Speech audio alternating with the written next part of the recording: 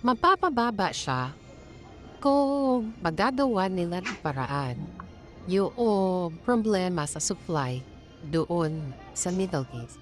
Apektado ang maraming Pilipino sa pagtaas ng presyo ng mga bilihin dahil sa hinaharap na krisis ng bansa. Kung hindi man araw-araw, linggo-linggo nang tumataas ang presyo ng mga produktong petrolyo.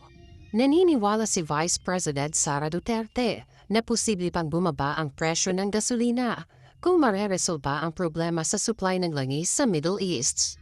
Isa pang nakikitang alternatibong solusyon ni VP Sara kung makakahanap ng mapagkukunan na hindi dadaan sa naturang rehiyon.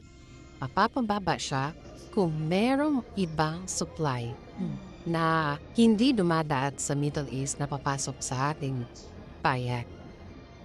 So hanggang merong bangayan sa Middle East, patuloy ang pagtaas ng presyo ng crude. Samantala, tiniyak ni VP Sara na magpapatuloy ang proyektong libreng sakay ng Office of the Vice President upang makatulong sa mga apektadong mamamayan sa gitna ng pagtaas ng presyo ng mga bilihin. Nakita namin na kailangan talaga ng tulong ng ating mga kababayan in terms of savings sa daily expenses nila.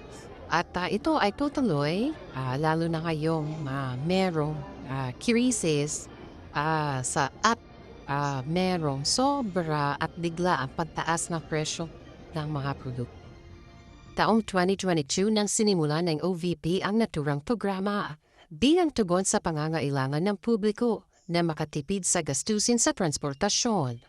Gladys Tuwabi, UNTV News and Rescue. Diyos ang aming sandigan, serbisyo publiko ang aming pinahalagahan.